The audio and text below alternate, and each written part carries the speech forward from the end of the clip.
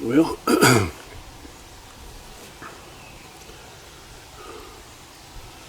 welcome to the western frontier.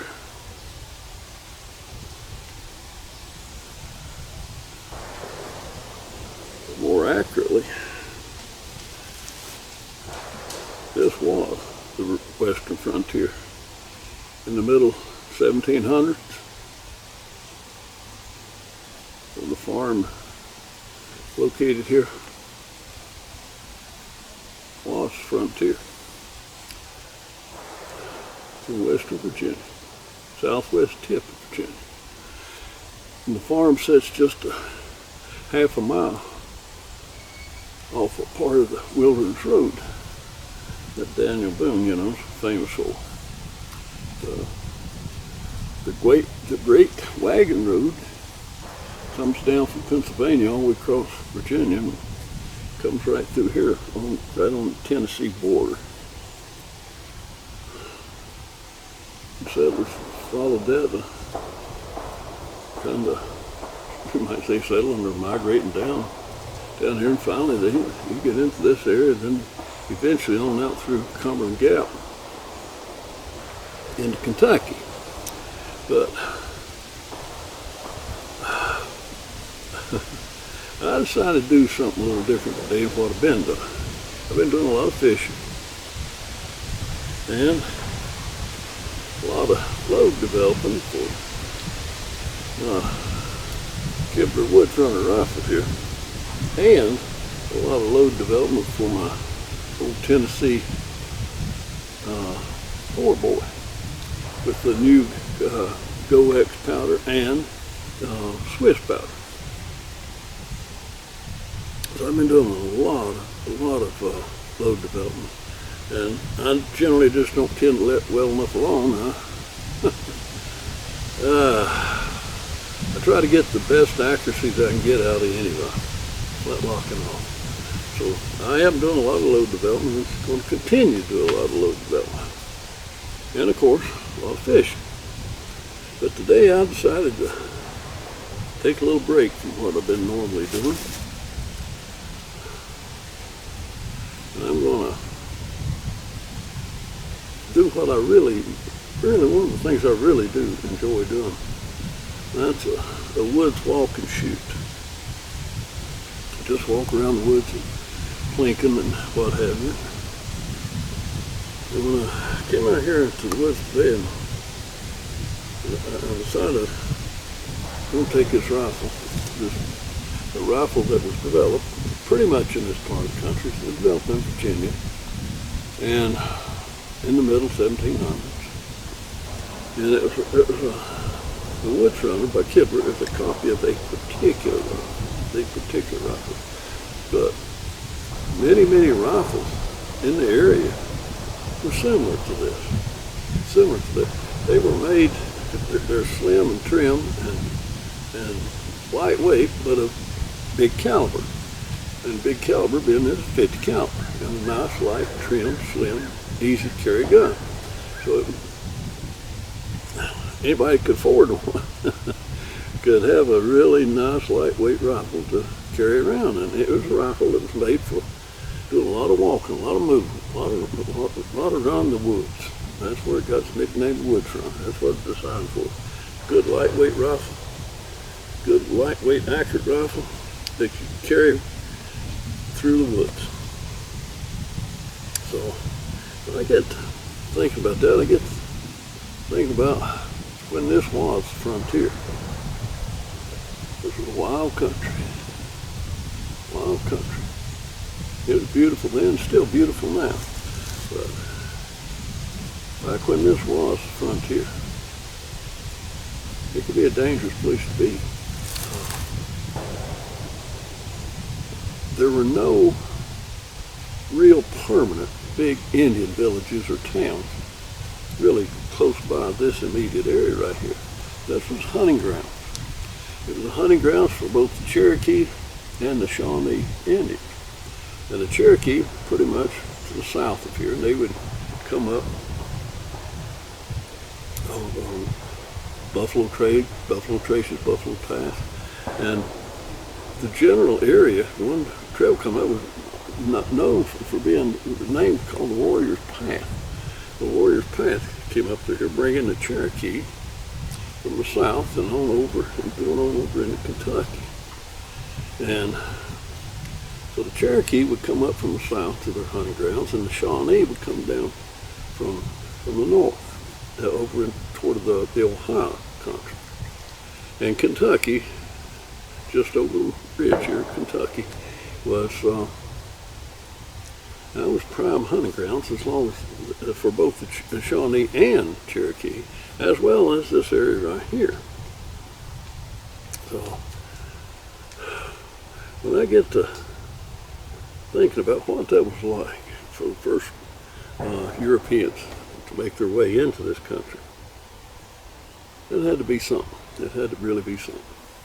But the area was also, even when it wasn't any settlements at all in here, it was long hunter country. Hunters would come over from North Carolina, come over and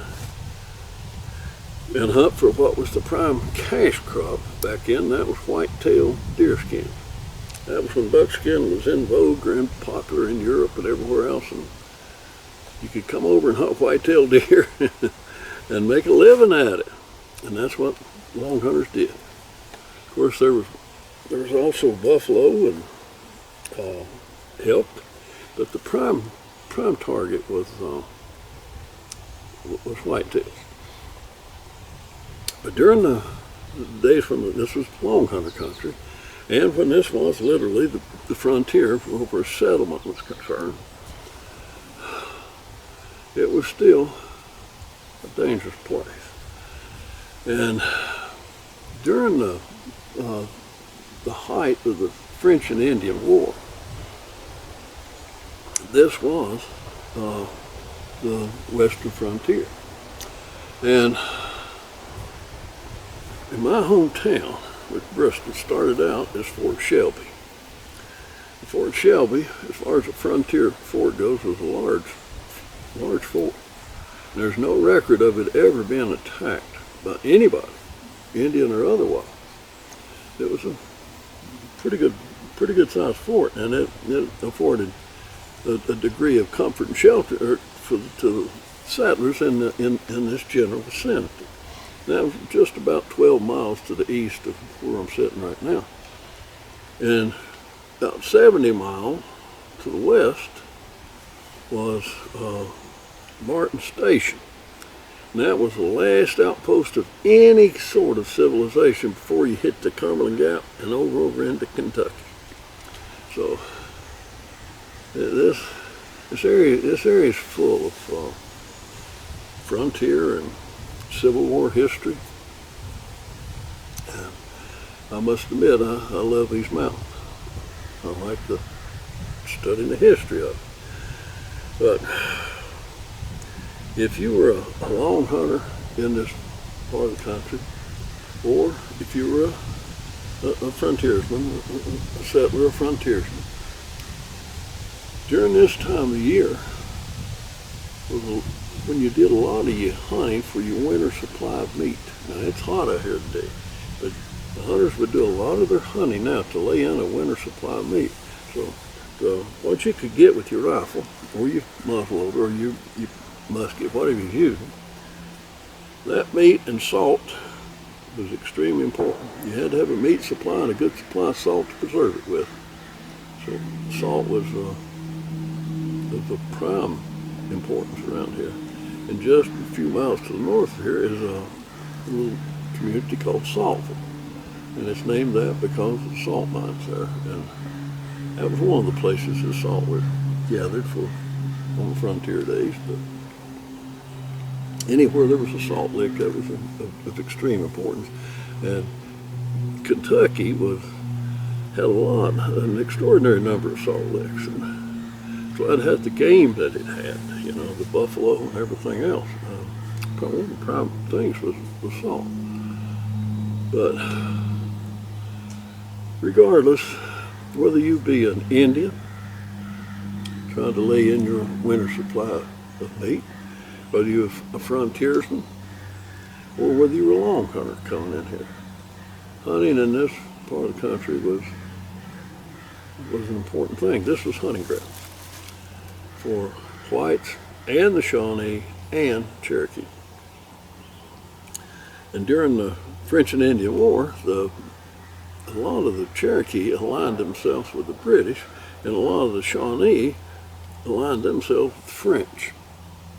But that don't mean all Cherokee were pro-British or all Shawnee were pro-French. There was some overlapping in there, you know, and what one community or group of Native Americans may have decided to do don't necessarily mean the neighbors down the road decided the same thing. So anyway, while here hunting, whether you be a long hunter, frontiersman, or Indian, it could be fraught with danger, you know.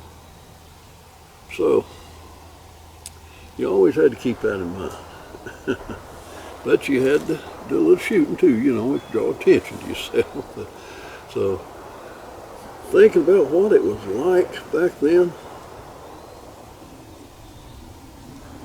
as you wander around these beautiful woods with somewhat period correct clothing, it kind of puts you in the mood for it, you know. And then, contrasting that, we got the gun club over here, which is one of my neighbors now. Matter of fact, I was president of that thing for 5 years. It's a big gun club, and generally you'll hear some shooting in the background. And today being Saturday, they've got some shoots going on, so probably hear a lot of shooting today. To me, that kind of adds a little bit of flavor to it, you know. I'm one of them crazy people that kind of enjoy hearing gunshots. But anyway, today I'm just going to wander around, do one of my favorite things, which is just plinking, just wandering around what I call woods walk and shoot. And of course, when I'm doing all that, I've got in my mind trying to picture what it was like back in the 1700s in here. It had to be paradise and wilderness and peace and fear and everything all rolled together. Whatever I want. I like to try to imagine myself being there. And I reckon that's what all reenactors do. Like to, at least in your mind,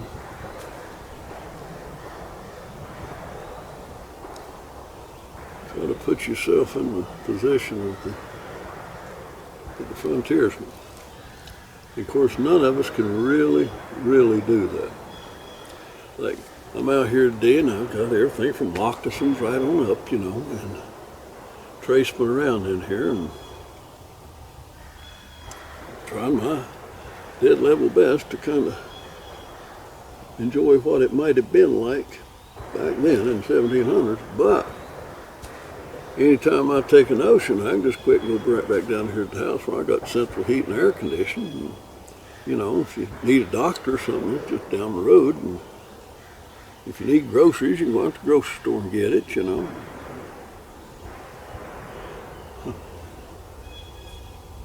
We can never fully live like our forefathers did. But it's fun to take a little while, a few minutes, a few hours out of your time, out of your busy modern day time, and try to experience a little bit of what maybe your forefathers did. Many call it living history. I reckon that's a good thing to call. But anyway, I'm going to load up my Woodsrunner here and go run the woods a little while and see what I can find to shoot at. What kind of game, real or imaginary, that I can find to shoot at today. But whatever, I'm going to enjoy myself for a while. Let's get loaded up.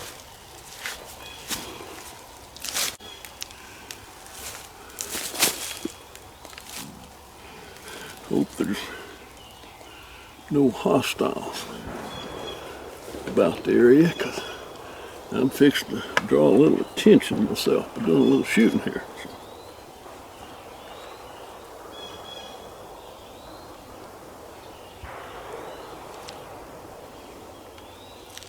Let's get all loaded up here.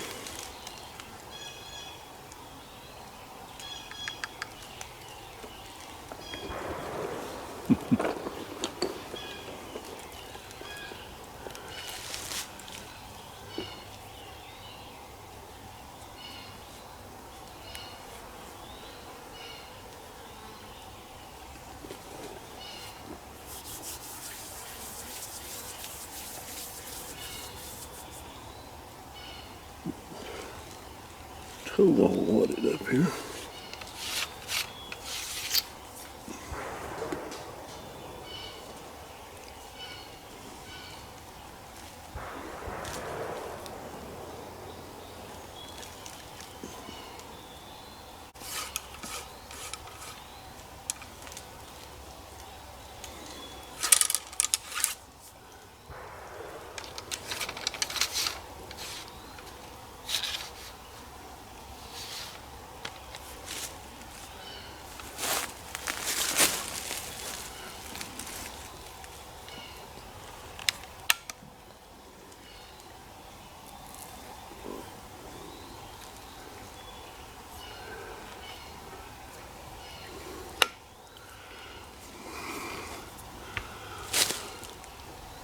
Let's go hunt a while.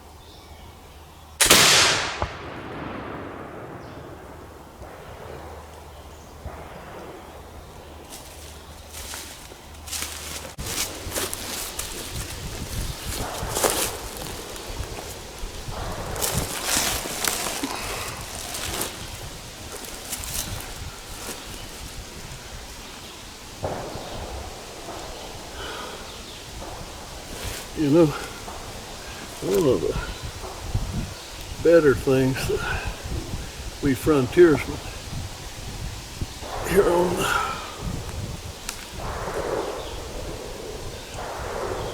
Virginia frontier, one of the good things that we got to enjoy as opposed to a lot of other frontier places, get to enjoy a good can of ice cold Sprite now and then. You know, we're very fortunate that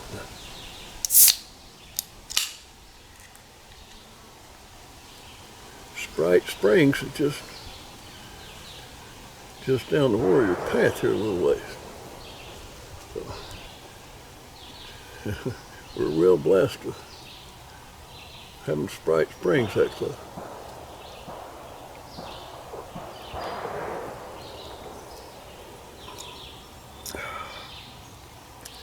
After a hard day of hunting these hot woods, buffalo, elk, and whitetail, and turkeys, packing all the salt into salt and down with so they have a winter supply of food. It's nice to be able to enjoy a can of Sprite now and then.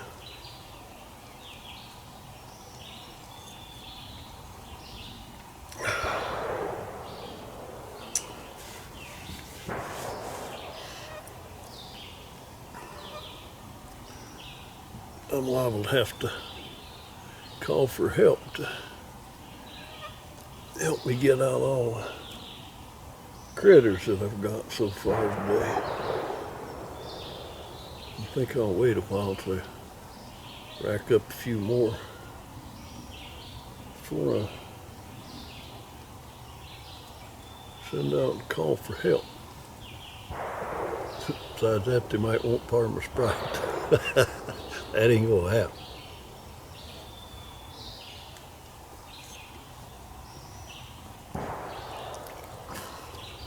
I carried it out here on this hot day, and I'm gonna be the one to enjoy it. It's ugly of me, I know, but that's what we're gonna do anyhow, ugly or not. I reckon though, while I'm sitting here, I could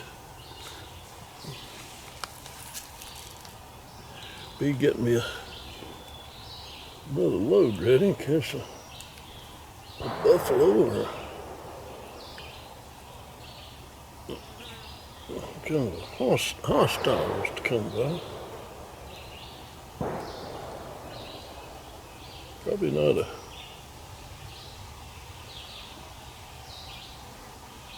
a good idea to be sitting around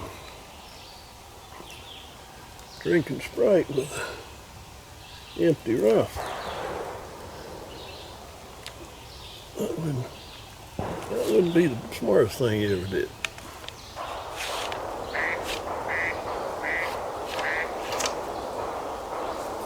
Yeah, so get this thing loaded up.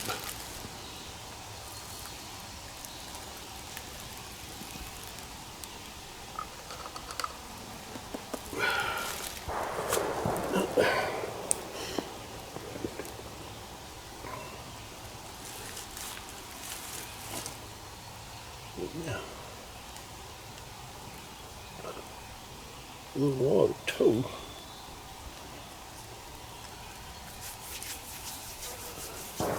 As an over powder wad.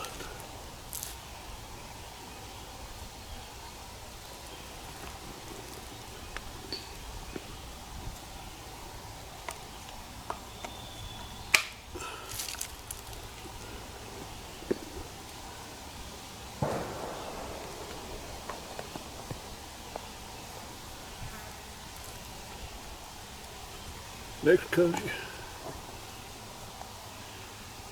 your patched round ball.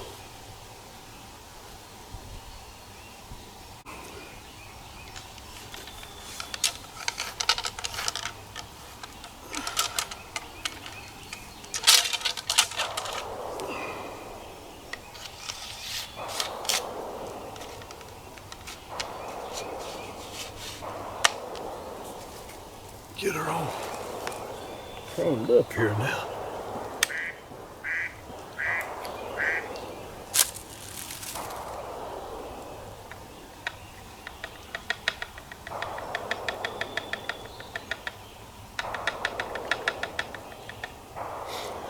If you heard that duck sound, that's one of my fellow frontiersmen texting me on my smartphone.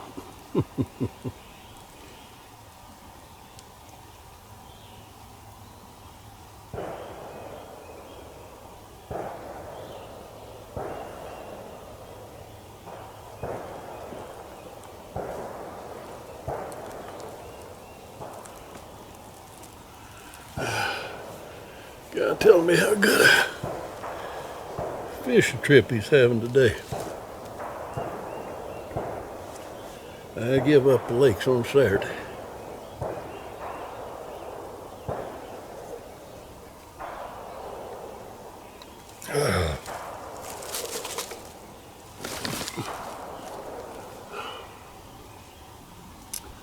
Good.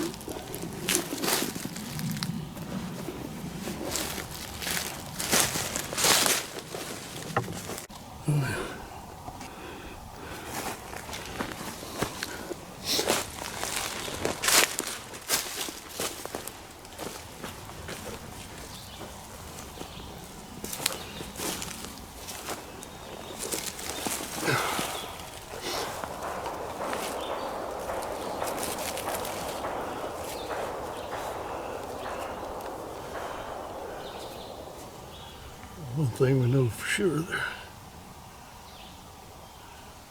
turkeys just come through here. A lot of turkeys in this part.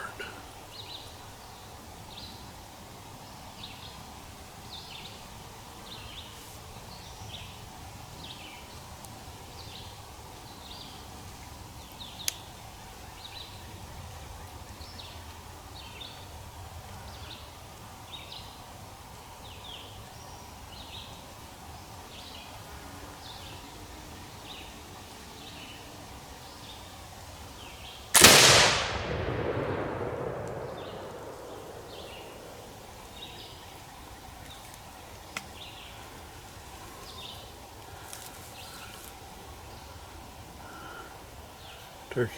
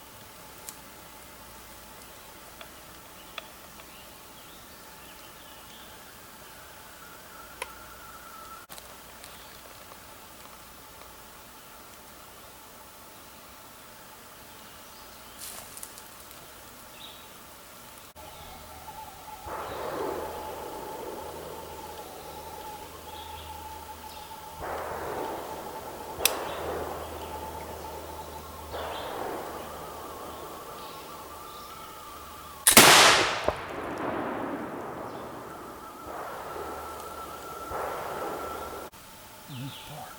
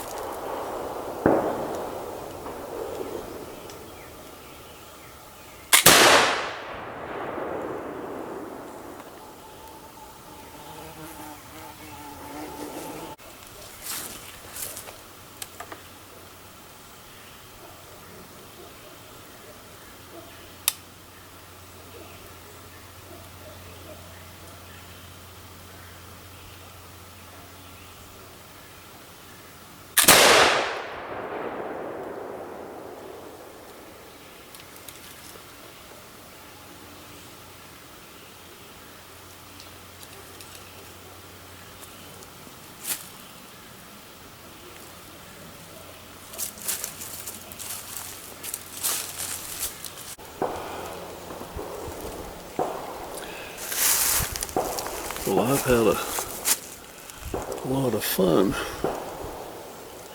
out here on the Western Virginia frontier today.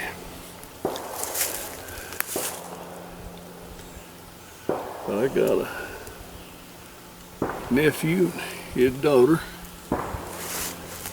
coming by in a few minutes to help me drag all these critters out of the woods and salt them down. So I guess my hunt for today is over. Oh goodness. Life on the frontier, Virginia frontier. Back in the 1700s, that might have been rough. Today it's just nice. We'll go down there and work on this game that I've taken today. We'll work it up in the air conditioner. Instead of salting it down, we might just go ahead and put it in the freezer. Anyway, heading to the house.